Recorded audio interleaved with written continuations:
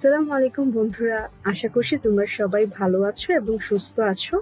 আজকে আবারও চলে এলাম 10 মিনিট স্কুলের অ্যাডমিশন প্রোগ্রামের উৎপাদন ব্যবস্থাপনা এবং বিপণন এই সাবজেক্টটির চতুর্থ লেকচারটি নিয়ে। ইতোমধ্যে তোমরা জেনে গিয়েছো আমাদের এই অ্যাডমিশন প্রোগ্রামের বৃত্তান্ত এবং সেই সাথে আমরা কিভাবে এই লেকচারগুলোকে তৈরি করেছি বা সাজিয়েছি সেগুলো সম্পর্কে তোমরা জানো, এবং আমার সম্পর্ক কিন্তু তোমরা এখন জেনেই গিয়েছো যে আমি কে বা আমি কেন তোমাদের সাথে এখানে এখন কথা বলছি, সবকিছু তোমরা ইতিমধ্যে জেনে গিয়েছো। এরপরেও আরেকবার একটু মনে করিয়ে দেওয়ার জন্য আমার ছোট্ট একটি ডেসক্রিপশন বা ইন্ট্রোডাকশন তোমাদেরকে একটু দিয়ে নিই। আমি তারানা তারান্নম রোশন বর্তমানে ঢাকা ইউনিভার্সিটির মার্কেটিং ডিপার্টমেন্টে পড়াশোনা করছি, এবং আমি মূলত এখানে এই দায়িত্বটি নিয়েছি যে তোমাদেরকে আমি আসলে সাহায্য করব কিভাবে তোমরা আসন্ন অ্যাডমিশন টেস্টগুলোতে নিজেদেরকে প্রিপেয়ার করতে পারো এবং মার্কেটিং এই সাবজেক্টের সিলেবাসটি কভার করতে পারো, এবং সেই সাথে নিজেকে যাচাইও করতে পারো যাতে তোমরা তোমাদের নিজেদেরকে সুন্দরভাবে প্রিপেয়ার করে অ্যাডমিশন টেস্টে সুন্দরভাবে নিজেকে উপস্থাপন করতে পারো। তো এই ছিল হচ্ছে আমার ছোটখাটো একটা ইন্ট্রোডাকশন। তাহলে আজকে আর কথা না বাড়ায় চলো শুরু করে দিই আজকের প্রথম লেকচারটি। আচ্ছা, তার আগে আমার ক্যামেরাটা একটু অফ করে নিই যাতে আমি আরো সুন্দরভাবে বা একটু কমফোর্টেবল ওয়েতে তোমাদেরকে পড়াতে পারি।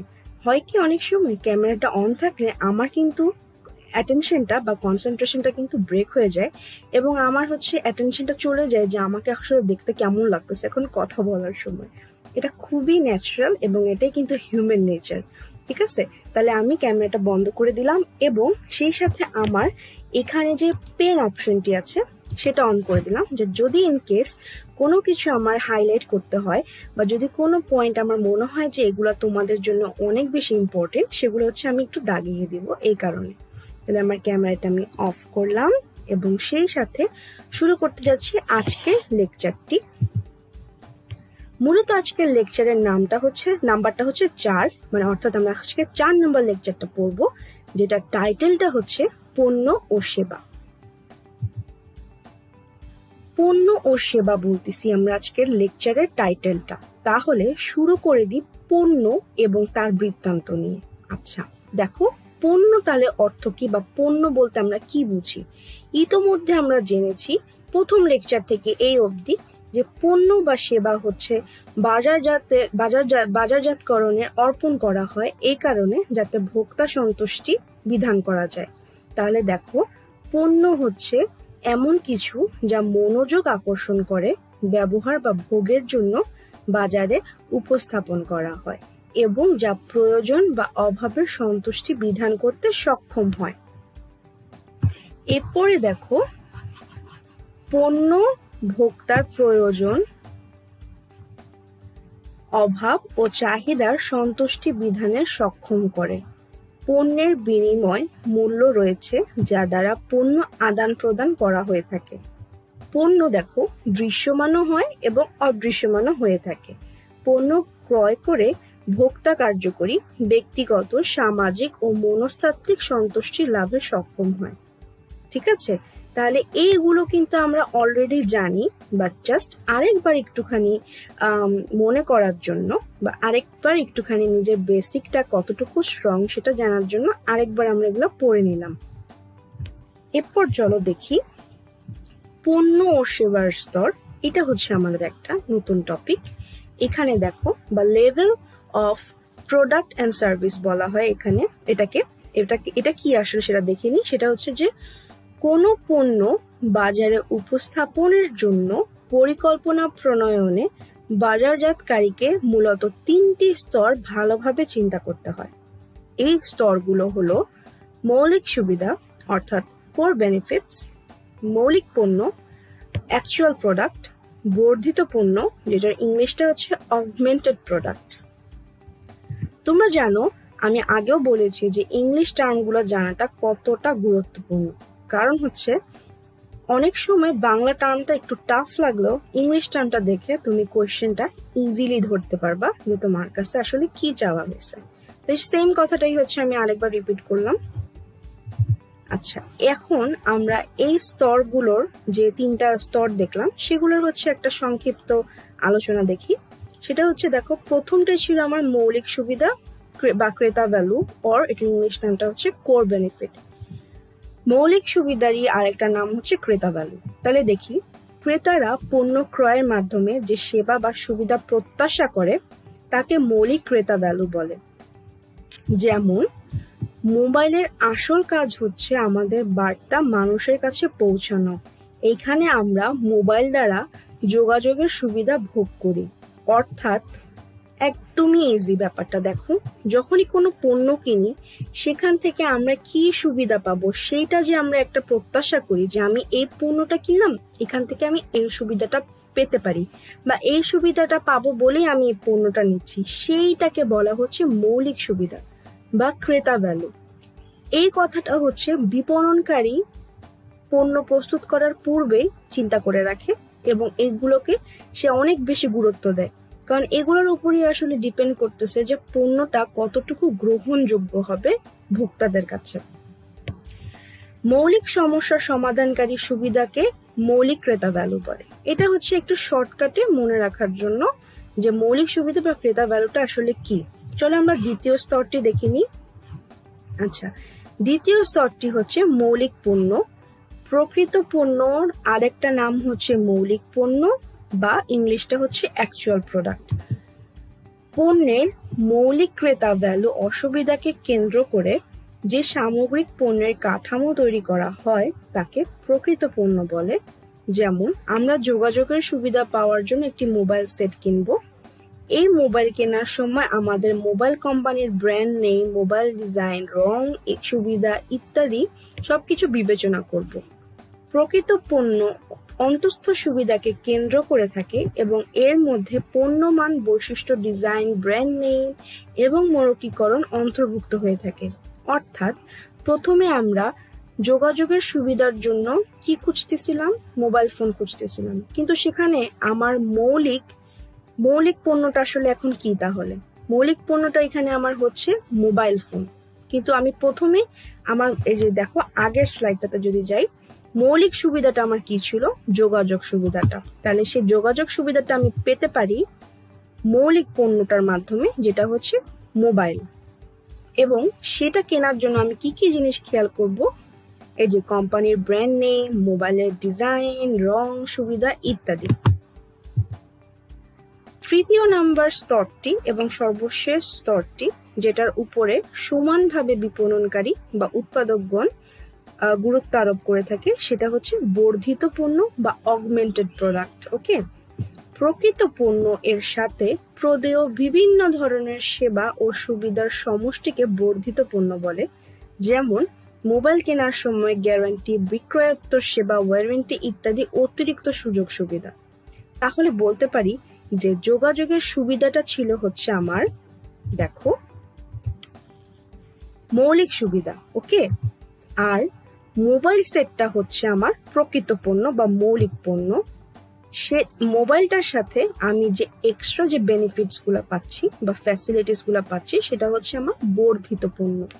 যেমন যে গ্যারান্টি, ওয়ারেন্টি, বিক্রয়োত্তর সেবা ইত্যাদি। এই বর্ধিত পণ্যের কিছু বৈশিষ্ট্য রয়েছে, যেমন দেখো, ব্যয় বৃদ্ধি, নতুন বৈশিষ্ট্য সংযোজন, অতিরিক্ত মূল্য আদায়।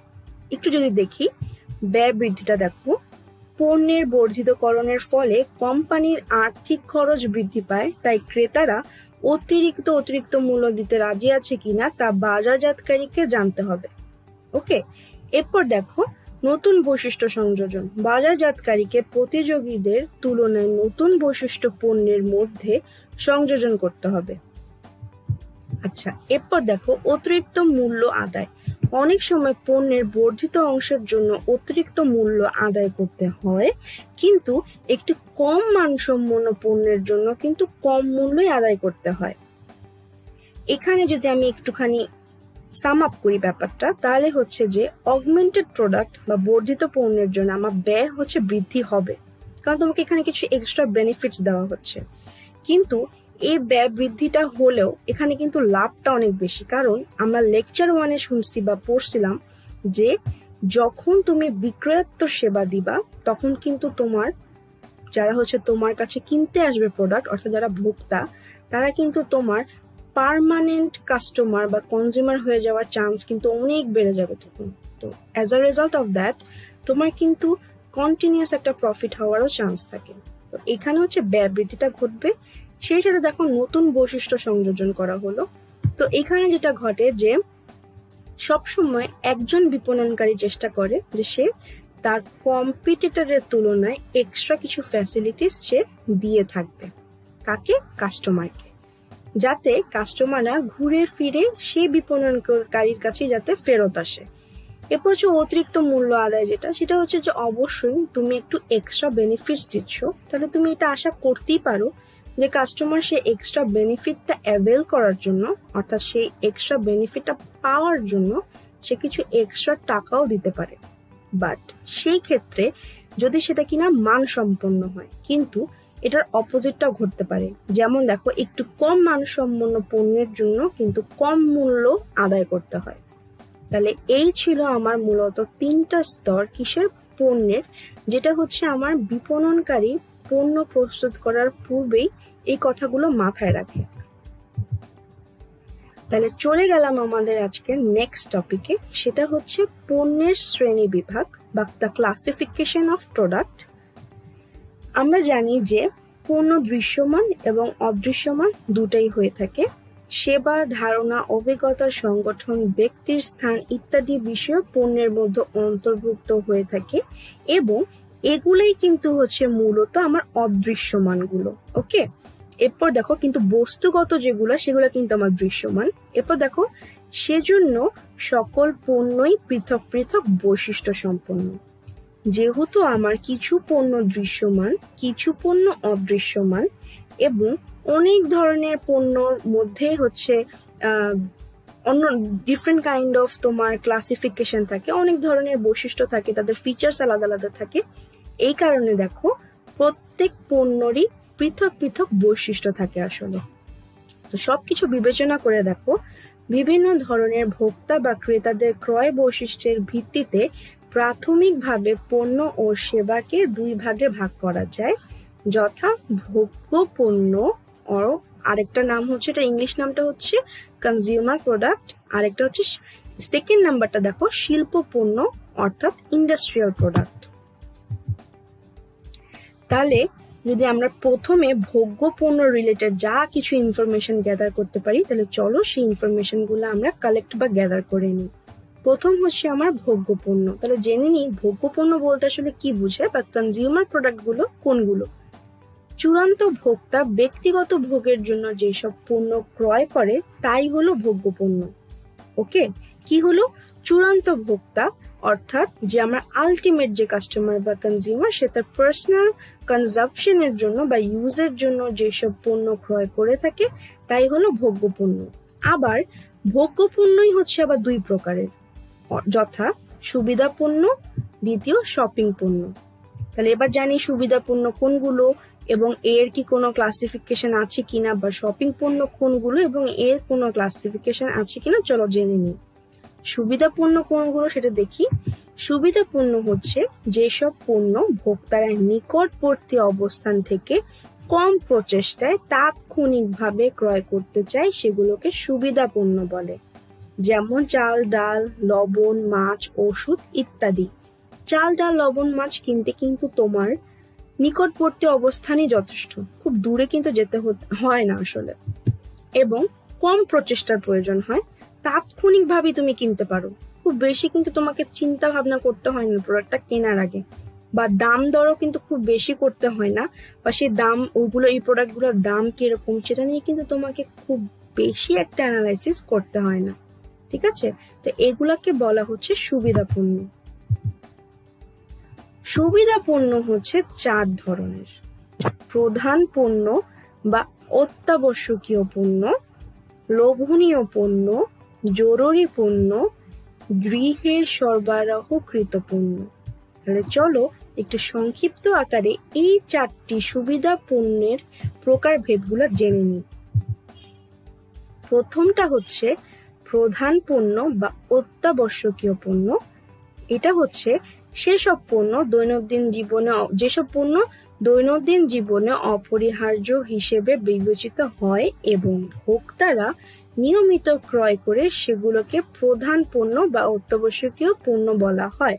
মানে যেগুলো হচ্ছে আমরা ডে টু ডে লাইফে ইউজ করে থাকি সেগুলোকে এক কথায় অত্যাবশ্যকীয় পণ্য বলা হয়, যেমন চাল, তেল, লবণ, মরিচ, বিস্কিটস, ব্রেড ইত্যাদি। আচ্ছা, এগুলো দেখি আর কিছু information related with this one.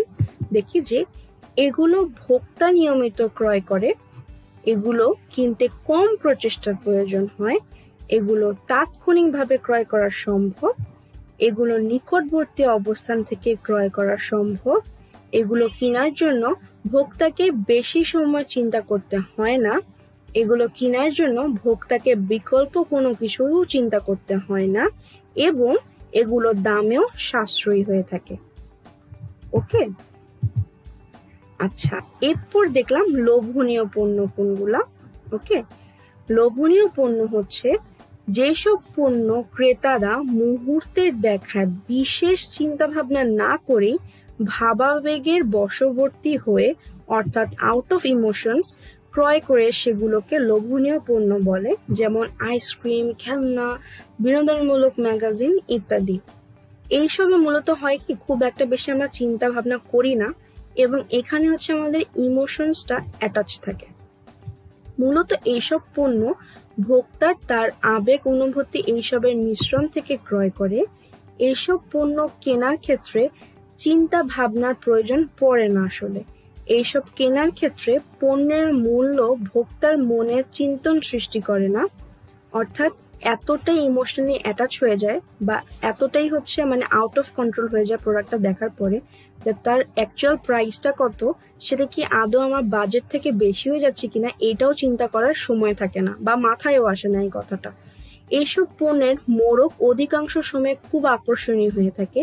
আমরা যদি যে বাচ্চাদের চিপস, বিস্কিটস, এগুলো চকলেট, এগুলো যদি একটু দেখে থাকি, তাদের প্যাকেজিং গুলো তোমরা খেয়াল করে দেখবা খুবই হচ্ছে তোমার চাকচিক্যময় অবস্থায় থাকে, যাতে তোমার বাচ্চারা খুব শীঘ্রই এবং দেখা মানে তৎক্ষণাৎ দেখার সাথে সাথে যাতে তারা আকৃষ্ট ফিল করে।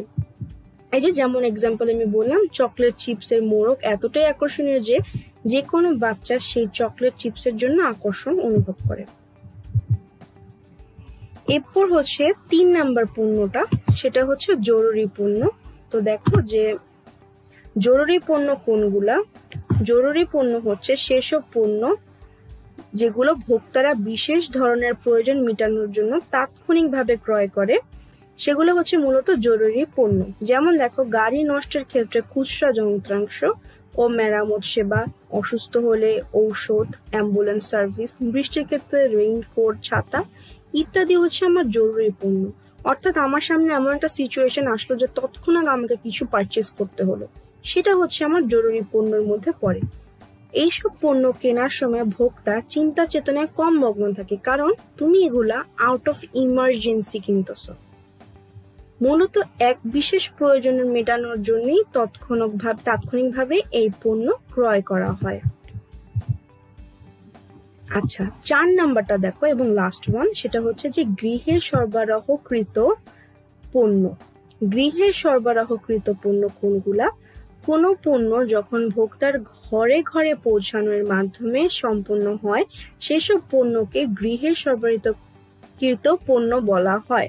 অর্থাৎ ডোর টু ডোর যখন কোনো প্রোডাক্টসকে আমরা সরবরাহ করে থাকি সেটাকে গৃহে সরবরাহকৃত পণ্য বলা হয়।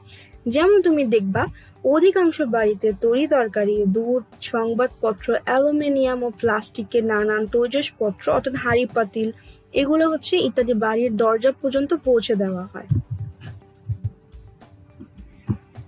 এবার হচ্ছে শপিং পণ্য নিয়ে আমরা কথা বলতেছি, অর্থাৎ দ্বিতীয় যে টাইপটা ছিল সেই পণ্যটা নিয়ে। দেখো শপিং পণ্য কোনগুলা? যেসব পণ্য ভোক্তারা পূর্ব পরিকল্পনা অনুসারে অর্থাৎ একটা প্রি প্ল্যান নিয়ে বিভিন্ন দোকান ঘুরে মূল্য, গুণাগুণ, সাইজ, ডিজাইন ইত্যাদি বৈশিষ্ট্য যাচাই করে ক্রয় করে সেগুলোকে শপিং পণ্য বলে। যেমন আসবাবপত্র, পোশাক, অলংকার, জুতা, ঘড়ি, টেলিভিশন, কম্পিউটার ইত্যাদি।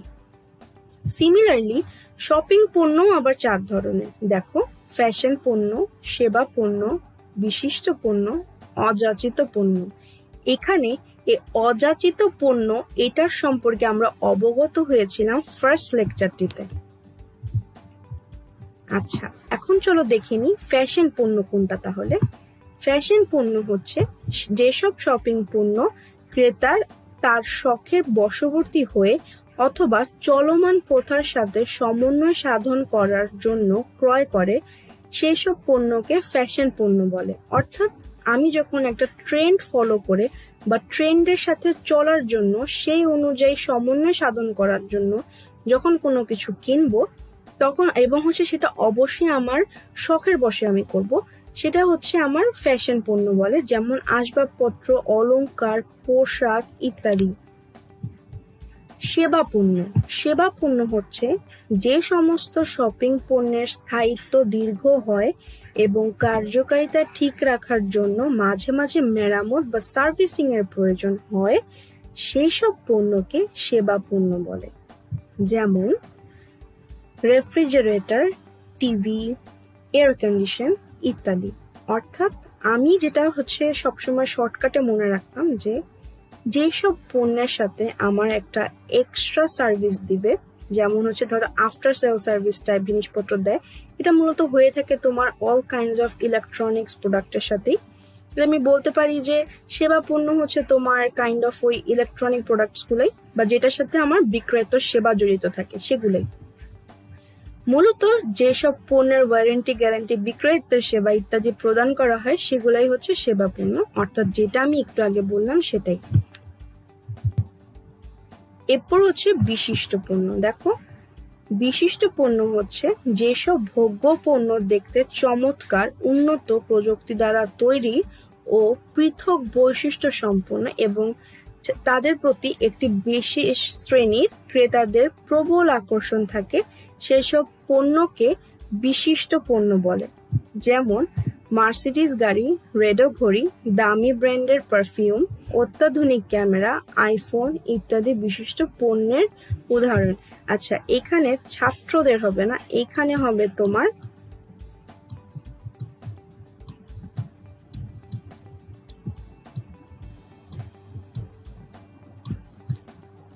তাদের প্রতি।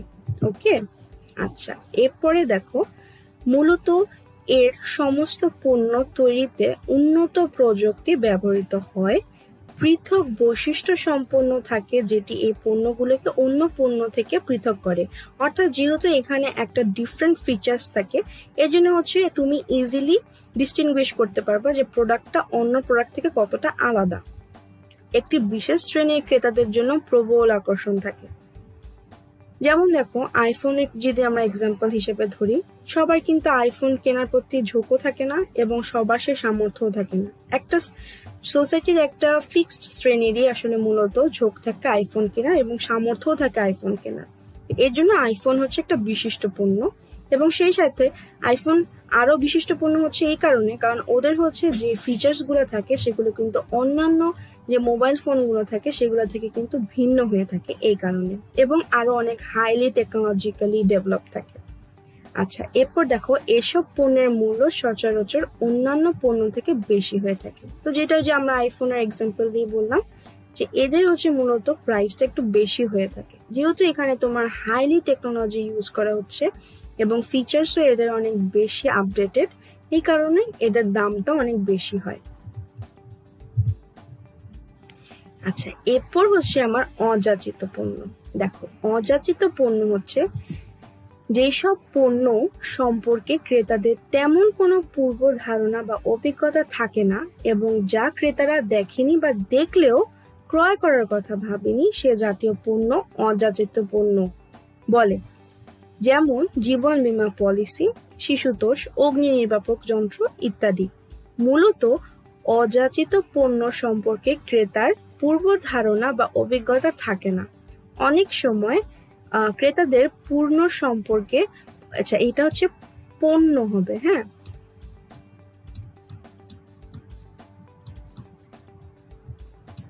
sorry for the bad handwriting, not bad but the worst handwriting actually. আচ্ছা, আমি তো মুখে বললাম, তোমরা যখন এই ভিডিওটা দেখবা তখন হচ্ছে বুঝে ফেলবা যে এখানে পণ্য হবে। আসলে সম্পর্কে খুব পূর্ব ধারণা থাকলেও ক্রয়ের কথা চিন্তা করে না। অযাচিত পণ্য দুই ধরনের, যথা নতুন অযাচিত পণ্য ও নিয়মিত অযাচিত পণ্য। নতুন অযাচিত পণ্য কোনগুলো? দেখো, নতুন অযাচিত পণ্য হচ্ছে যে সকল অযাচিত পণ্য বাজারে নতুন এসেছে এবং ক্রেতারা যে পণ্য সম্পর্কে তেমন ধারণা লাভ করতে পারে না, তাকে নতুন অযাচিত পণ্য বলে। যেমন সৌরবিদ্যুৎ, মাইক্রো ওভেন, সৌরচালিত গাড়ি ইত্যাদি। এই পণ্যগুলো হলো বাজারে নতুন এসেছে, কারোর পণ্যটি সম্পর্কে খুব পূর্ব ধারণা বা অভিজ্ঞতা নেই এবং কখনো এটা কেনার কথা চিন্তাও করেনি। এরপর দেখো নিয়মিত অযাচিত পণ্য কোনগুলো। সেটা হচ্ছে যেসব অযাচিত পণ্য অনেকদিন যাবৎ বাজারে থাকলেও ক্রেতারা পণ্যটি সম্পর্কে তেমন অবগত নয়, অথবা অবগত হলে পণ্যটি ক্রয়ে আগ্রহ দেখায়নি, সেসব পণ্যকে নিয়মিত অযাচিত পণ্য বলে। যেমন বীমা পলিসি, এনসাইক্লোপিডিয়া। অর্থাৎ জীবন বীমা পলিসি কিন্তু তোমার মার্কেটে এক্সিস্ট করে, বা তুমি কিন্তু কখনো এটা সম্পর্কে ইন্টারেস্ট ফিল করো না, বা কখনোই যে করো না তা না, মানে সচরাচর হচ্ছে মানুষ এটা সম্পর্কে জানেও না দেখা যায় ম্যাক্সিমাম টাইম, বা দেখা যায় যে জানে বাট কখনো আগ্রহ ফিল করে না। তো এগুলো হচ্ছে তোমার নিয়মিত অযাচিত পণ্যের উদাহরণ। আচ্ছা, এবার এসে পড়ি শিল্প পণ্য। অর্থাৎ ইতোমধ্যে হচ্ছে আমরা ভোগ্য পণ্যর পার্টটা শেষ করলাম, এখন হচ্ছে আমরা শিল্প পণ্যর দিকে চলে গেলাম। শিল্প পণ্য তাহলে কি?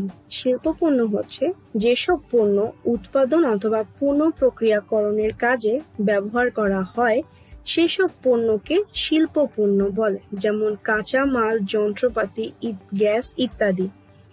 দেখো মূলত এসব পণ্য ব্যবহার করা হয় মুনাফা অর্জনের লক্ষ্যে। এখানেই হচ্ছে মূলত শিল্প পণ্য আর ভোগ্য পণ্যের পার্থক্য। ভোগ্য পণ্যগুলো হচ্ছে, ওগুলোর মূল উদ্দেশ্যটা হচ্ছে যে ওই পণ্যগুলো হচ্ছে আসলে ভোক্তার সন্তুষ্টি বিধানের জন্য তৈরি করা হয়, আর এই পণ্যগুলা তৈরি করা হয়, অর্থাৎ শিল্প পণ্য তৈরি করা হয় মুনাফা অর্জনের লক্ষ্যে। এইসব পণ্য কোনো ব্যক্তি বা প্রতিষ্ঠান উৎপাদন পরিচালনা অথবা অন্য পণ্য উৎপাদনের কাজে ব্যবহার করে থাকে। শিল্প পণ্য মূলত তিন প্রকার, যথা মালামাল ও খুচরা যন্ত্রাংশ, মূলধন জাতীয় পণ্য, সরবরাহ ও সেবা। তাহলে চলো এই শিল্প পণ্যের তিন প্রকার ভেদগুলো যেগুলো আমরা দেখলাম, এগুলোকে আমরা একটু দেখে নিই একটু সামারাইজড ওয়েতে। প্রথমটা ছিল আমরা মালামাল ও খুচরা যন্ত্রাংশ। আচ্ছা, চলো দেখে ফেলি এগুলো কি। মালামাল ও খুচরা যন্ত্রাংশ শিল্প ক্ষেত্রে অপরিহার্য উপাদান হিসেবে বিবেচ্য। এই জাতীয় পণ্য সম্পূর্ণভাবে উৎপাদিত পণ্যে ব্যবহৃত হয়, যেমন তুলা, সুতা, ময়দা, ব্যাটারি ইত্যাদি।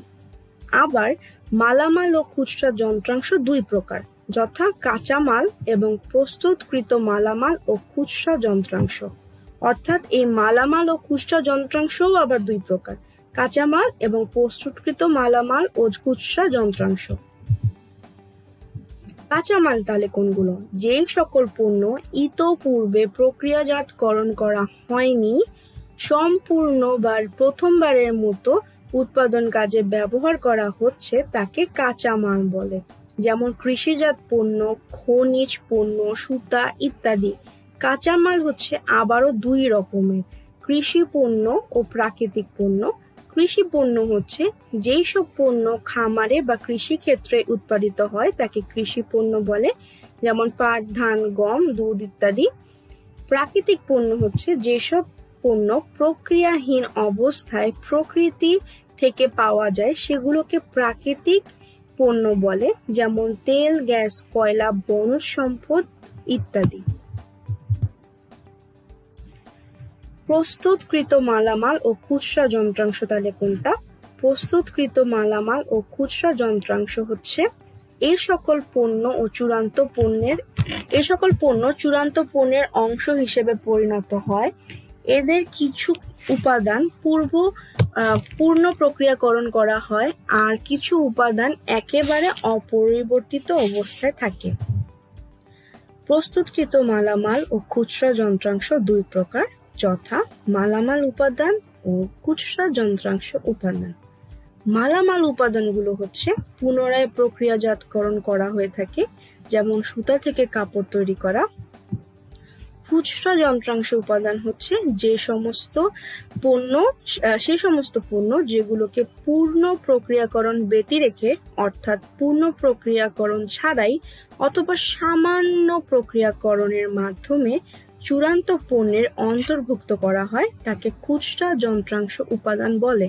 যেমন দেখো, hard and floppy disk, graphic card, monitor, এসব হচ্ছে কম্পিউটার খুচরা যন্ত্রাংশ উপাদান। এরপর হচ্ছে আমাদের দ্বিতীয় শিল্প পণ্য, যেটা ছিল মূলধন জাতীয় পণ্য। মূলধন জাতীয় পণ্য কোনগুলো চলো দেখি, এবং তার আগে তার সংজ্ঞাটা একটু দেখি। সেটা হচ্ছে যে সকল পণ্য মূল উপাদান কার্য পরিচালনায় গুরুত্বপূর্ণ ভূমিকা পালন করে কিন্তু কখনো চূড়ান্ত পণ্যের অংশ হিসেবে পরিগণিত হয় না, তাকে মূলধন জাতীয় পণ্য বলে।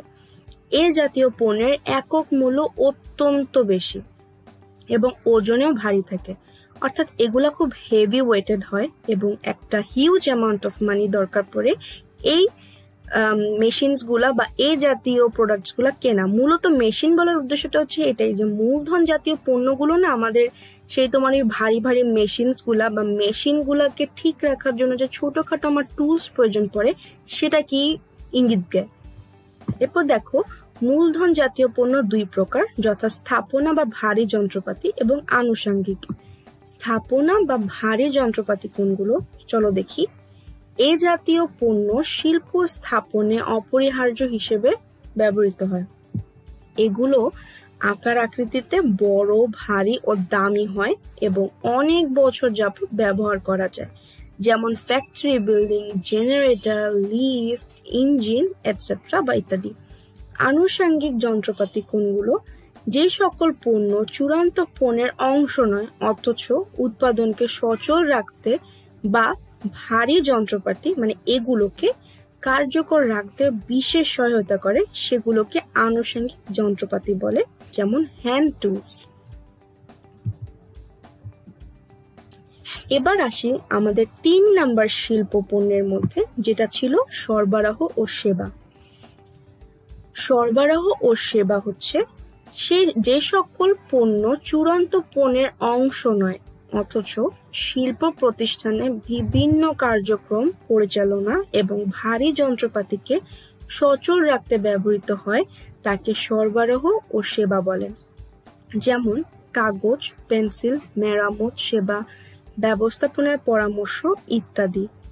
সরবরাহ ও সেবা দু প্রকার, যথা সরবরাহ ও ব্যবসায়ী সেবা। তাহলে চলো সরবরাহ এবং ব্যবসায়ী সেবার সংজ্ঞাটা একটু দেখি। সরবরাহ হচ্ছে এই সকল পণ্য প্রতিষ্ঠান কাজ ত্বরান্বিত অর্থাৎ স্পিড আপ করার জন্য ব্যবহৃত হয়, যেমন বৈদ্যুতিক বাল্ব, পেন্সিল, অন্যান্য স্টেশনারি আমাদের যেগুলো দরকার পড়ে সেগুলো। ব্যবসা সেবা কোনগুলো দেখো। ব্যবসা সেবা বা সেবা বলতে রক্ষণাবেক্ষণ এবং পরামর্শ সেবাকে বোঝানো হচ্ছে। এখানে কিন্তু দুটা কাজ, রক্ষণাবেক্ষণ এবং পরামর্শ সেবা। এখানে রক্ষণাবেক্ষণ বলতে কারখানার যন্ত্রপাতিকে লিউব্রিকেন্ট দিয়ে মেরামত করার মতো কাজকে বোঝায়।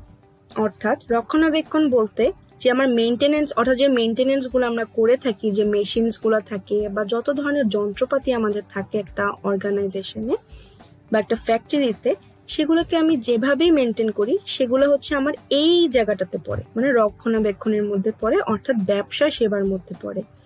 এরপর দেখো, পরামর্শ সেবার মধ্যে আইনগত পরামর্শ, ব্যবস্থাপনা পরামর্শ, বিজ্ঞাপন ইত্যাদি অন্তর্ভুক্ত। তাহলে বলতে পারি যে ব্যবসা সেবার মধ্যে আসলে দুটা জিনিস অন্তর্ভুক্ত, একটা হচ্ছে রক্ষণাবেক্ষণ আর একটা হচ্ছে পরামর্শ সেবা। রক্ষণাবেক্ষণ হচ্ছে যে আমার কারখানার যন্ত্রপাতিগুলোকে আমি কিভাবে রক্ষণাবেক্ষণ করতেছি, আর পরামর্শ সেবা হচ্ছে যেমন আইনগত পরামর্শ, ব্যবসাপনা পরামর্শ, তারপর বিজ্ঞাপন ইত্যাদি, এগুলাকে বোঝায়। এগুলো কিন্তু আমার বিজনেস অ্যাক্টিভিটিস গুলোকে আরো স্মুথলি রান করার জন্য কিন্তু হেল্পফুল। এখন চলে আসি সেবা কাকে বলে, বা সেবার প্রকারভেদ, বা সেবার বৈশিষ্ট্য কি কি এগুলা নিয়ে। তো মূলত আমরা এতক্ষণে যেগুলো শেষ করলাম পণ্য ও তার প্রকারভেদগুলা। পণ্যর মধ্যে শেষ করলাম হচ্ছে ভোগ্যপণ্য এবং তার ডিটেলস, এরপর হচ্ছে তোমার শিল্প পণ্য এবং তার ডিটেলস। এবার আসলাম আমরা সেবা নিয়ে। তো অবশ্যই আমরা এতক্ষণে জানলাম যে পণ্য হচ্ছে তোমার দৃশ্যমান এবং সেবাটা হচ্ছে আমার অদৃশ্যমান কিন্তু, এবং এই সেবা আর পণ্যর সমষ্টিকে নিয়েই কিন্তু আমরা একজন ভোক্তার সন্তুষ্টি বিধান করতে পারি, তাদের চাহিদাগুলোকে পূরণ করতে পারি, এবং সেই সাথে আমাদের কোম্পানির বা অর্গানাইজেশন মুনাফা নিশ্চিতকরণ করতে পারি। আচ্ছা চলো সেবা এবং তার কি কি আলোচনা দেখা যেতে পারে সেগুলো একটু দেখে নিই। সেবা হচ্ছে যে কোনো কাজ বা সুবিধা যা এক পক্ষ অন্য পক্ষকে প্রদান করতে পারে, এক পক্ষ অন্য পক্ষকে প্রদান করতেছে আর কি। এরপর দেখো যা অবশ্যই অস্পর্শনীয় এবং যাতে মালিকানার কোনো পরিবর্তন ঘটে না। আচ্ছা আমি যে তোমাদেরকে এখন পড়াচ্ছি বা হেল্প করতেছি পড়াশোনা করতে, এটা কিন্তু এক ধরনের সার্ভিস বা সেবা। তো তোমরা কি এটা টাচ করে দেখতে পারতেছো যে সেবাটা আসলে কিরকম, এই সার্ভিসটা কিরকম? বা এখানে কি আমি কি চাইলেও আমার এই সেবার যে মালিকানাটা এটা তো আমার একান্ত ব্যক্তিগত, আমি কি চাইলে এটা তোমাদের কাছে স্থানান্তরিত করতে পারতেছি না। এটা হচ্ছে আমি তোমাকে দিচ্ছি, এটাই হচ্ছে যে এটা হচ্ছে এক ধরনের কাজ বা সুবিধা যা এক পক্ষ অর্থাৎ আমি এক পক্ষ এবং তোমরা হচ্ছে অপর পক্ষ তোমাদেরকে প্রদান করতে পারি, এবং তোমরা এটা টাচ করতে পারতেছো না অর্থাৎ এটা অস্পর্শনীয়, এবং আমি আমার এই সেবার মালিকানাটা তোমাদের কাছে ট্রান্সফারও করতে পারতেছি না। এর জন্য এতে মালিকানার কোনো পরিবর্তন ঘটে না। সেবাকে দেখা বা স্পর্শ করা যায় না, অর্থাৎ আমি যে তোমাদেরকে এখন এই সার্ভিসটা দিচ্ছি তোমরা কি চাইলেও সেটাকে দেখতে পারতেছো? দেখতে কিন্তু পারতেছো না যে সার্ভিসটা অ্যাকচুয়ালি দেখতে কিরকম, তোমরা এটাকে অনুভব করতে পারতেছো। এন্ড এই কথাটাই এখানে লেখা, দেখো সেবা শনাক্তকরণ অনুভব করা যায়, অর্থাৎ তুমি আমার এই কার্যক্রমটাকে দেখে বুঝতে পারতেছো যে আমি তোমাদেরকে সেবা দেওয়ার চেষ্টা করতেছি। এখানে তোমরা এটাকে শনাক্ত করলা এবং অনুভব করলা যে না এটা হচ্ছে সেবা। সেবার ক্ষেত্রে সেবা দানকারীর ব্যক্তিগত উপস্থিতি আবশ্যক। এখন যদি আমি এখানে না থেকে অন্য কোথাও থাকি তাহলে কিন্তু এটাকে আমি সেবা বলতে পারবো না, কারণ আমি যদি এখানে ব্যক্তিগতভাবে উপস্থিত না থাকি এটা কখনোই আমি সেবা বলতেই পারবো না, কারণ আমি তোমাকে সেবাই তো দিতে পারতেছি না এখানটাতে। এই কারণে ফিজিক্যাল প্রেজেন্সটা আমি বলবো না হচ্ছে তোমার যে দরকার, মানে ওয়ার্ডটা হচ্ছে অ্যাপ্রোপ্রিয়েট ওয়ার্ডটা হচ্ছে যে ফিজিক্যাল প্রেজেন্সটা হচ্ছে অব্লিগেটরি বা কম্পালসারি অর্থাৎ আবশ্যক। সেবা মানুষের প্রয়োজন অভাব পূরণের সক্ষম। যেহেতু পণ্য ও সেবা দোনোটাই হচ্ছে ভোক্তার সন্তুষ্টি বিধান করে, এর জন্য সেবাও হচ্ছে মানুষের প্রয়োজন অভাব পূরণের সক্ষম। সেবার মালিকানা হস্তান্তর করা যায় না, যেটা আমি আগেও বললাম যে আমি কিন্তু চাইলেও আমার সেবার যে আমার সার্ভিসের যে ওনারশিপটা সেটা কিন্তু আমি চাইলেও তোমাদের কাছে বা অন্য কারোর কাছে ট্রান্সফার করতে পারতেছি না। সেবা মানবিক এবং যান্ত্রিক প্রচেষ্টার সাথে সম্পর্কিত। এই সেবাটা মানবিক এবং যান্ত্রিক, অর্থাৎ আমি তোমাকে যদি মুখে মুখে কিছু বলি সেটা হচ্ছে তো মুখে মুখে কিছু কথা বলে যদি আমি তোমার কোনো সেবা করতে পারি সেটা হচ্ছে আমার মানবিক এবং যান্ত্রিক প্রচেষ্টা, অর্থাৎ কোনো মেশিন ইউজ করে বা কোনো টেকনোলজি ইউজ করে বা কোনো একটা মিডিয়াম ইউজ করে যদি আমি সেই তোমাকে সেবা প্রদান করি তাহলে সেটা হচ্ছে যান্ত্রিক প্রচেষ্টার সাথে সম্পর্কিত। অর্থাৎ সেবা হচ্ছে তাহলে কি কি আমরা জানলাম, কোনো কাজ বা সুবিধা যা এক পক্ষ অন্য পক্ষকে প্রদান করে এবং যা অবশ্যই অস্পর্শনীয় এবং যাতে মালিকানার কোনো পরিবর্তন ঘটে না। সেবা শনাক্তকরণ অনুভব করা যায় এখানে ব্যক্তিগত উপস্থিত আবশ্যক কার? সেবা দানকারীর। সেবা মানুষের প্রয়োজন অভাব পূরণের সক্ষম। সেবার মালিকানা হস্তান্তর করা যায় না। সেবা মানবিক এবং যান্ত্রিক প্রচেষ্টার সাথে সম্পর্কিত। এবার দেখি চলো সেবার কিছু বৈশিষ্ট্য, যেটা হচ্ছে খুবই ইম্পর্টেন্ট। ফিলিপ কটলার, এটা হচ্ছে তোমরা জানোই যে ফিলিপ কটলার হচ্ছে বিপণন বা মার্কেটিং এর জনক বলা হয়, বা দ্য ফাদার অফ মার্কেটিং বলা হয় ফিলিপ কটলারকে। ফিলিপ কটলার সহ বেশিরভাগ বাজারজাতকরণ বিশেষজ্ঞ সেবার চারটি অপরিহার্য, অর্থাৎ তুমি কোনোভাবে এটাকে ডিনাই করতে পারবা না, চারটি অপরিহার্য বৈশিষ্ট্যের কথা উল্লেখ করেছেন। তা হলো কি কি দেখো: অদৃশ্যমানতা, অবিচ্ছেদ্যতা, বৈসাদৃশ্যতা এবং নশ্বরতা।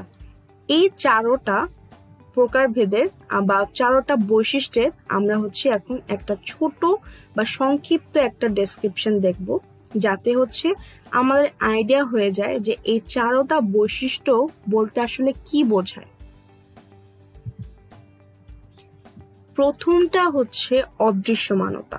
ওকে, সেবার কোনো অবয়ব না থাকায়, অর্থাৎ কোনো স্ট্রাকচারাল কিন্তু কোনো অ্যাপিয়ারেন্স নাই সেবার বা সার্ভিসের। আমি যে তোমাদেরকে এখন পড়াচ্ছি, তুমি কি এখানে কোনো স্ট্রাকচার দেখতে পারতেছো? কোনো স্ট্রাকচার কিন্তু তোমরা এখানে দেখতে পারতেছো না। আবার যেটা যে বললাম যে সেবাকে কিন্তু স্পর্শ করা যাচ্ছে না, মানে তুমি এটাকে টাচও করতে পারতেছো না। এরপর দেখো, এইটি সেবার প্রধান একটি বৈশিষ্ট্য। তাহলে কোয়েশ্চেন যদি আসে যে কোনটি সেবার প্রধান বৈশিষ্ট্য, উত্তরটি হচ্ছে অদৃশ্যমানতা। অর্থাৎ এটা তুমি না ধরতে পারবা, না দেখতে পাবা, আর না এটার কোনো অবয়ব আছে। এরপর দেখো, সেবা ক্রয়ের পূর্বে দেখার স্বাদ নেওয়ার, অনুভব করা, গন্ধ নেওয়া যায় না। অর্থাৎ তুমি যতক্ষণ পর্যন্ত না সেবাটা ক্রয় করতেছো তার আগে, অর্থাৎ অগ্রিম, তুমি কিন্তু এটা প্রিডিটারমাইন করতে পারো না যে এই সার্ভিসটা কেমন হবে বা এই সার্ভিসটা কিভাবে আমাকে হেল্প করতে পারে, তুমি কোনো কিছুই অনুমান করতে পারবা না এখানে। ক্রয়ের পূর্বে সেবা যাচাই করা এবং ফলাফল পূর্বানুমান করাও সম্ভব নয়। সো যেটা বললাম যে না তুমি পারবা সেবা নেওয়ার আগে, অর্থাৎ সেবাটা গ্রহণ করার আগে তুমি না পারবা সেটাকে অনুমান করতে যে সেটা কিরকম হবে, না পারবা সেটাকে তুমি শনাক্ত করতে, না পারবা সেটার ফলাফলটা কি হবে সেটা জানতে। এরপর দেখো, সেকেন্ড যে ফিচারটা সেটা হচ্ছে অবিচ্ছিন্নতা বা অবিচ্ছেদ্যতা। এখানে কি কি বলা হয়: সেবা উৎপাদিত হওয়ার সাথে সাথে ভোগ ও ব্যবহার করা হয়। অর্থাৎ আমরা যেমন জানি যে পণ্য একটা সময় তৈরি করা হয় এবং যতক্ষণ সে পণ্যটাকে ভোক্তার কাছে পৌঁছানো না হয় ততক্ষণ পর্যন্ত আমরা সেই পণ্যটাকে কিন্তু স্টোর করে, ওয়্যার হাউজিং এর থ্রুতে স্টোর করে কিন্তু রাখতে পারি, যাতে সেই উৎপাদনের সময় এবং ভোক্তার কাছে পণ্যটা পৌঁছানোর মধ্যবর্তী সময়টাতে যাতে ওই প্রোডাক্টটা আমরা হোল্ড করে রাখতে পারি। এটা আমরা কিভাবে পারি? স্টোর করে রাখতে পারি। দেখে কেন? কারণ এটা হচ্ছে পণ্য, এটা কোনো একটা বস্তুগত জিনিস, যেটা আমরা স্টোর করে রাখতে পারি। কিন্তু সেবাকে আমরা স্টোর করতে পারি না। সেবা উৎপাদিত হওয়ার সাথে সাথেই ভোগ বা ব্যবহার করতে হয়, এটাকে কোনোভাবেই আমরা আটকায় রাখতে পারবো না। এর জন্য সেবার কোনো সময়গত উপযোগ সৃষ্টি হয় না। আচ্ছা, এরপর দেখো, সেবাকে সেবা প্রদানকারী ব্যক্তি বা অথবা যন্ত্রপাতি থেকে পৃথক করা যায় না। এখন তুমি চাইলেও আমাকে আমার এই সার্ভিসটা থেকে সরাতে পারবা না, বা তোমার বাসাতে যে ফ্যানটা চলতেছে সেই ফ্যানটাকে কি তুমি ওই ফ্যানের মাধ্যমে যে তুমি যে সার্ভিসটা পাচ্ছ, যে বাতাসটা পাচ্ছ, তুমি কি সেই ফ্যানটা এবং সেই বাতাসটাকে আলাদা করতে পারবা? কখনই পারবা না। ফ্যানটা যদি চলে বাতাসটা তুমি পাবা, ফ্যানটা যদি অফ থাকে বাতাসটা তুমি পাওয়া বন্ধ হয়ে যাবে তোমার। তাহলে বলা যায় যে সেবাকে সেবা প্রদানকারী ব্যক্তি বা যন্ত্রপাতি থেকে পৃথক করা যায় না। এরপর দেখো, সেবা দানকারী এবং ক্রেতার উপস্থিতির মাধ্যমে কেবল সেবা উৎপাদন, বিক্রয় ও গ্রহণ করা সম্ভব হয়। কথাটা দেখো, সেবা দানকারী এবং ক্রেতার উপস্থিতির মাধ্যমে কেবল সেবা উৎপাদন, বিক্রয় ও গ্রহণ করা সম্ভব। আমি যদি এখন এখানে ফিজিক্যালি প্রেজেন্ট না থাকতাম আমি কিন্তু তোমাদেরকে এই সার্ভিসটা দিতে পারতাম না, আর না তোমরা এই সার্ভিসটা রিসিভ করতে পারতাম। তাহলে অবশ্যই ব্যক্তিগতভাবে বা যান্ত্রিকভাবে, অর্থাৎ আমরা কিন্তু শুধু যে ব্যক্তির মাধ্যমে সেবা গ্রহণ করি তা না, যান্ত্রিক বা যন্ত্রের মাধ্যমেও কিন্তু আমরা সেবা গ্রহণ করে থাকি। সো অর্থাৎ ব্যক্তি এবং যন্ত্রপাতি দোনোটাই হচ্ছে তোমার প্রেজেন্ট থাকতে হবে যখন তুমি সার্ভিসটা নিবা। একমাত্র তখনই হচ্ছে তুমি সার্ভিসটা নিতে পারবে এবং সেবাটা দিতেও পারবে, যে হচ্ছে সেবা দানকারী ব্যক্তি হোক বা যন্ত্র হোক। এরপর দেখো বৈসাদৃশ্যতা। আচ্ছা, বৈসাদৃশ্যতা বলতে বোঝায় বিভিন্ন সময়ে সৃষ্ট সেবার মানে ব্যাপক পার্থক্য বা বৈসাদৃশ্য দেখা যায়।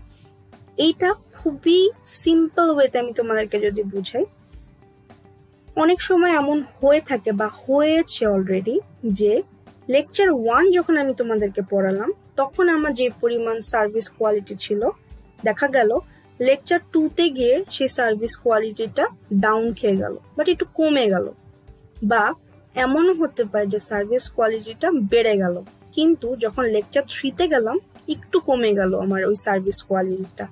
আবার আজকে যেমন লেকচার 4-এ আসি, তাহলে হয়তো বা আজকে আমার কোয়ালিটিটা একটু ভালো। এই যে একটা আপস অ্যান্ড ডাউনস হচ্ছে আমার কোয়ালিটিতে, সার্ভিস প্রোভাইডিং কোয়ালিটিটার মধ্যে যে আমার একটা আপস অ্যান্ড ডাউনস হচ্ছে, এটা হচ্ছে আমার বৈসাদৃশ্যতা। কারণ একটা মানুষ কখনই একই রকম ভাবে একই স্ট্যান্ডার্ডে কখনই সেবা প্রদান করতে পারে না।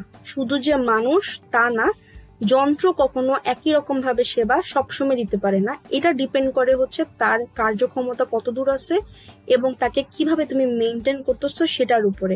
কিন্তু তুমি যদি কম্পেয়ার করো মানব সেবা, মানে অর্থাৎ যেটা ব্যক্তিগত যে সেবা দানকারী যে থাকে, মানে যে হচ্ছে মানুষ যে হচ্ছে সেবা দান করে সেটা, আর যে যন্ত্র যে সেবা দান করে, তাদের মধ্যে যদি তুমি একটা কম্পেয়ার করো, তাহলে তুমি দেখবা মানুষ সেবার মধ্যে হচ্ছে তোমার এই বৈসাদৃশ্যতা একটু বেশি লক্ষণীয়।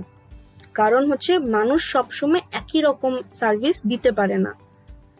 কিন্তু মেশিনের ক্ষেত্রে যেটা হয়, মেশিন যদি তুমি ভালো মতো করে মেনটেন করো বা মেশিনটাকে যদি তুমি খুব সুন্দরভাবে ধীরে সুস্থে চালাও, তখন তুমি দেখবা যে ওইটার প্রোডাক্টিভিটিও যেমন বাড়বে, তেমন তোমার সার্ভিসটাও কিন্তু এটা ভালো দিতে থাকবে। অ্যান্ড অলমোস্ট সবসময় একই রকম সার্ভিস ওরা দিয়ে থাকে। আচ্ছা, তো এখন দেখো সেবার মান মূলত নির্ভর করে কে কখন কোথায় এবং কিভাবে সেবাটি দিচ্ছে বা অর্পণ করছে তার উপর। এখন ধরো আমি যখন লেকচার 1 পড়াচ্ছিলাম তখন তখন ছিল সকালবেলা। তো সকালবেলা আমরা কি হয়, অনেক ফ্রেশ থাকি, তো পড়ানোর তোমার সার্ভিসটা অনেক ভালো ছিল হয়তোবা। লেকচার 2 যখন আমি ধরলাম তখন ধরো রাত ছিল, অনেক রাত, আমি ধরো অনেক টায়ার্ড, বা ধরো আমাকে সারাদিন অনেক কাজ করতে হয়েছে, সো আমি অনেক টায়ার্ড। তো ওই মোমেন্টে হচ্ছে আমার চিন্তা করো যে আমি এমনিতে অলরেডি টায়ার্ড, তো আমার পড়ানোর কোয়ালিটিটা কমে গেল।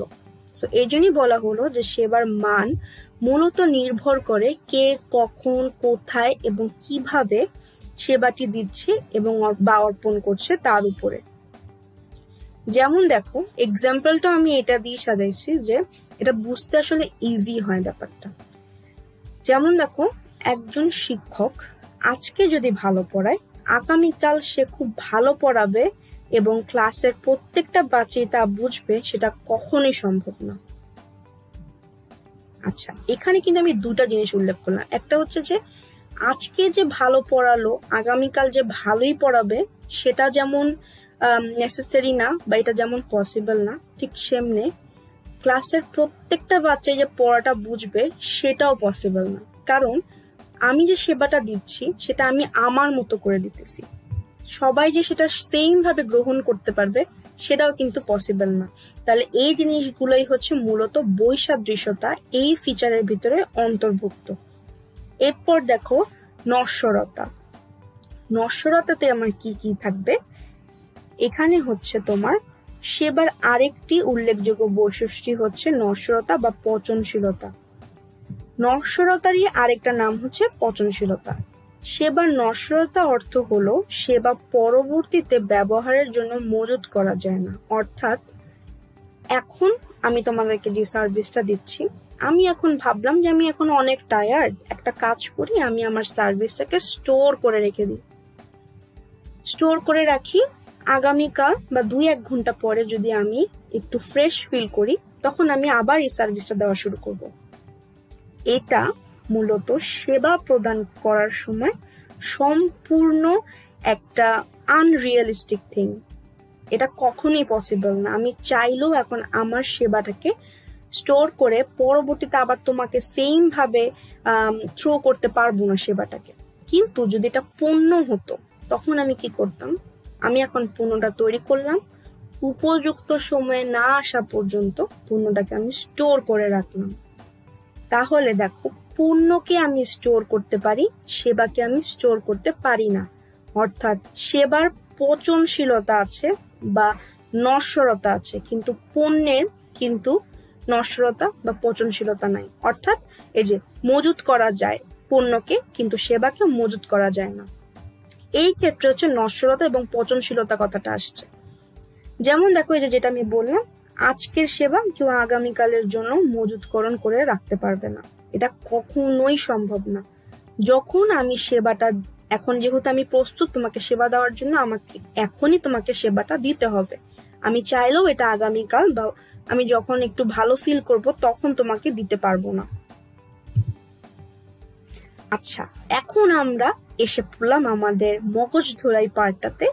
তোমরা তো ইতোমধ্যে জেনে গেছো এবং আমি আশা করি যে অভ্যস্তও হয়ে গেছো যে কিভাবে করে আমরা একটা লেকচার পুরোটা শেষ করার পরে এই মগজ ধোলাইয়ের মাধ্যমে নিজেকে যাচাই করতে পারি এবং নিজে কি কি শিখলাম সেই জিনিসটা কিন্তু আরেকবার রিভিউ করতে পারি আসলে। তা চলো আমরা একটু রিভিউ করি, কিন্তু তার আগে একটা জিনিস আমি বলবো যে একইভাবে আমরা আগের লেকচারগুলোতে যে কাজটা করছি সেই কাজটা এখন আবারও করব। সেটা হচ্ছে যে তোমরা এখন ভিডিওটাকে পজ করবা, করার পরে একটা খাতা নিবা এন্ড এই কোয়েশ্চেন্স গুলো দেখে দেখে উত্তরগুলো লিখবা। একটু পরে ভিডিওটাকে আবার রিট্রিভ করে তখন তোমরা আমার সাথে উত্তরগুলা মিলাবা এবং আমি নিজেও তোমাদের সাথে প্রশ্নগুলো একবার পড়বে এবং উত্তরগুলো একবার দিব। এইভাবে তোমরা নিজেকে যাচাই করো। যদি একটা কোয়েশ্চেনও না হয়, আমি আবারও বলতেছি, কোনো সমস্যা নাই, তোমরা হচ্ছে আরেকবার ভিডিওটা দেখবা, বুকস পড়বা এবং বেসিকটাকে আরো স্ট্রং করে তখন হচ্ছে তোমরা আবার এক্সারসাইজ গুলা করো এবং প্রিভিয়াস ইয়ার্স এর কোয়েশ্চেন ব্যাংকটা সলভ করো। আমি বারবারই কথাটা বলি এই কারণে, তুমি যত বেশি কোয়েশ্চেন সলভ করবা তুমি তত বেশি বুঝতে পারবা কোয়েশ্চেন প্যাটার্ন সম্পর্কে, কনসেপ্ট গুলার সম্পর্কে, কোথা থেকে কোয়েশ্চেন আসে সেটার সম্পর্কে তুমি নিজেই বুঝতে পারবা যে কোনগুলা তোমার জন্য ইম্পর্টেন্ট, কোনগুলা ইম্পর্টেন্ট না, সবকিছু তুমি নিজে নিজেই বুঝতে পারবা। তো আর কথা না বাড়ায় তোমরা এখন ভিডিওটাকে এখানেই পজ করো এবং একটা খাতার মধ্যে উত্তরগুলো লিখে রাখো এবং আবার রিট্রিভ করে তুমি আমার সাথে মিলাই নিও। তাহলে এখন পজ করে ফেলো।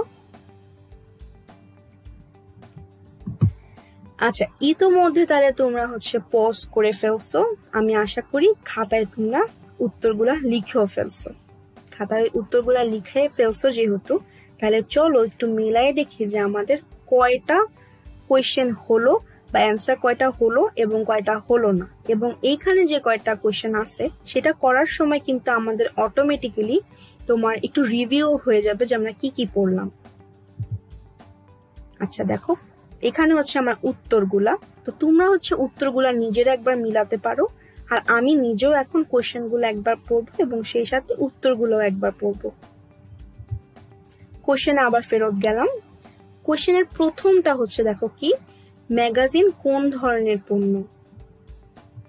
উত্তরটি হবে লোভনীয়, কারণ ম্যাগাজিন হচ্ছে আমরা আউট অফ ইমোশনস কিনে ফেলি, কোনো কিছু চিন্তা ভাবনা না করি এটার দাম কেমন হবে বা প্রি ডিটারমাইন করি না বা প্রি প্ল্যানিং করি না এটা কেনার আগে, এটা হচ্ছে আমরা আউট অফ ইমোশন কিনে ফেলি।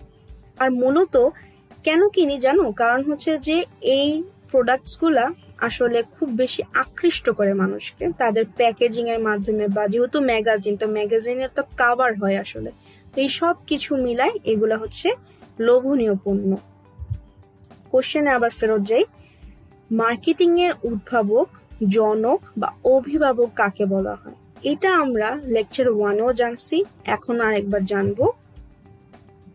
ফিলিপ কটলার, অর্থাৎ ফিলিপ কটলারকে মার্কেটিং এর উদ্ভাবক, জনক বা অভিভাবক বলা হয়।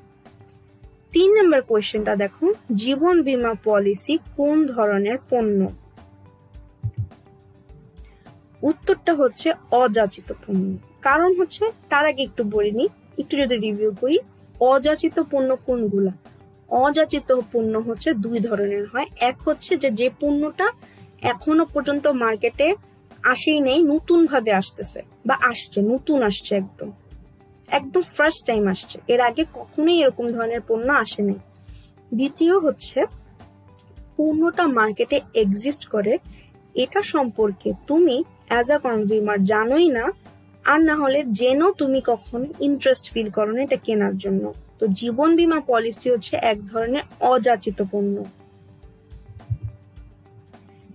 এরপর দেখো, যদি একটি পণ্য ক্রয়ের সময় গুণমান, স্টাইল, মূল্য, উপযুক্ততা ও বৈশিষ্ট্য বিবেচনা করা হয় তাহলে তাকে কি বলা হয়? এখানে তোমার মূলত কি পয়েন্টস গুলা কি কি দেখো তো, গুণমান, স্টাইল, মূল্য, উপযুক্ততা, বৈশিষ্ট্য বিবেচনা করা হয় তাহলে তাকে কি বলা হয়? এটা হচ্ছে আমার কোয়েশ্চেনটা। উত্তরটা হচ্ছে শপিং পণ্য। অর্থাৎ দেখো, শপিং পণ্য কেনার সময় আমরা গুণমান, ক্রয়ের সময় হচ্ছে আমরা গুণমান, স্টাইল, মূল্য, উপযুক্ততা ও বৈশিষ্ট্য বিবেচনা করে থাকি। আচ্ছা, এই জন্য হচ্ছে এটা শপিং পণ্য হবে উত্তর। এরপর কোয়েশ্চেনটা দেখো, কোন ধরনের পণ্য ক্রেতার নিম্ন মূল্য সংবেদনশীলতা রয়েছে? উত্তরটা হচ্ছে সুবিধাজনক পণ্য। অর্থাৎ এখানে তোমার সেন্সিটিভিটিটা কম। কিসের সেন্সিটিভিটি? প্রাইস সেন্সিটিভিটি বলা হয় এটাকে। এখানে কম, কারণ হচ্ছে সুবিধাজনক পণ্য আমরা কখনই কেনার সময় চিন্তা করি না যেটার দাম কত হবে বা কিছু। এটা হচ্ছে আমাদের যখনই, এগুলো হচ্ছে আমাদের নিত্য প্রয়োজনীয় জিনিসপত্র। যেমন চাল কেনার সময় কিন্তু আমরা এসব ভাবি না যে যখন চালের দাম কমবে তখন আমরা চাল কিনবো। বাঙালি হচ্ছে চালের দাম যদি 2 লাখ টাকা হয় তাও কিন্তু কিনতে হবে, কিছু করার নেই আসলে। এই কারণে এগুলো হচ্ছে সুবিধাজনক পণ্য। এরপর দেখো, খেলনা আইসক্রিম কোন ধরনের পণ্য? এটা তোমরা সবাই পারছো আমি আশা করি। সেটা হচ্ছে লোভনীয়। কারণ কি? এগুলা হচ্ছে তুমি আউট অফ ইমোশনস কিনো, ঠিক যেমন আমরা ম্যাগাজিনটা কিনি ওইভাবে। এরপর দেখো, রোলেক্সের ঘড়ি কোন ধরনের পণ্য? বিশিষ্ট পণ্য। কারণ বিশিষ্ট পণ্যর ফিচার্স গুলো আমাদের কি কি ছিল বলতো? সেগুলো ছিল হচ্ছে যে এগুলা একটা বিশেষ শ্রেণীর মানুষ কিনবে। এই প্রোডাক্টস গুলা হচ্ছে তোমার দামে একটু বেশি হবে অন্যান্য পণ্যের তুলনায়। এই পণ্যগুলো হচ্ছে তোমার একটা ডিফারেন্ট টেকনোলজির মাধ্যমে তৈরি হবে এবং এই টেকনোলজিটা খুবই ডেভেলপড হবে এবং এই পণ্যগুলোকে তুমি খুব ইজিলি ডিস্টিংগুইশ করতে পারবা অন্যান্য পণ্যের তুলনায়। এর জন্য রোলেক্সের ঘড়ি যেহেতু অনেক দামি এবং এটা একটা নির্দিষ্ট ব্র্যান্ডকে রিপ্রেজেন্ট করে এবং হচ্ছে এই ঘড়ির দামগুলো অনেক বেশি থাকে এবং এগুলো হচ্ছে তোমার খুব ইউনিক ডিজাইন থাকে এবং একটা স্পেসিফিক ক্লাসের মানুষজনই হচ্ছে তোমার এই রোলেক্সের ঘড়ি কিন্তু কিনতে পারে। এর জন্য হচ্ছে রোলেক্সের ঘড়ি একটি বিশিষ্ট পণ্য। তাহলে আমরা আজকে শেষের মতো একদম শেষের দিকে এসে পড়লাম আমাদের এই লেকচার নাম্বার 4টার। এখন আসলে শেষের দিকে না, শেষই হয়ে গেছে মূলত। কিভাবে যে সময়টা পার হয়ে গেল আমি এটাও বুঝতে পারলাম না। তো খুবই ভালো লাগলো আমার আজকে তোমাদেরকে এই লেকচার 4টা পড়ায়। আমি আশা করব যে আমি তোমাদেরকে বুঝাতে পারছি লেকচার 4-এ পণ্য ও সেবা বলতে আমরা কি কি বুঝি এবং তাদের প্রকারভেদটা। আমি বলবো যে তোমরা ভিডিওটা যতবার না বুঝবা ততবার দেখো, কোয়েশ্চেন ব্যাংক সলভ করো এবং নিজেকে প্রিপেয়ার রাখো অ্যাডমিশন টেস্টের জন্য এবং কখনোই কনফিডেন্স হারাবা না। নিজের উপর আত্মবিশ্বাসী হও যে আমি সবই পারবো, কোনো প্রবলেম নেই কোনো কিছুতে। এটার জন্য আমাদের কাছে কিন্তু অনেক সময় আছে এখন নিজেকে প্রিপেয়ার করার জন্য। তুমি যত ভালো মতো করে টাইম ইউটিলাইজ করে নিজেকে প্রিপেয়ার করবা তোমার কিন্তু কনফিডেন্স লেভেল অনেক বাড়তে থাকবে। তাহলে আশা করতেছি যে নেক্সট লেকচার পর্যন্ত তোমরা সবাই ভালো থাকবা, সুস্থ থাকবা। Hope to see you next time. আল্লাহ হাফেজ।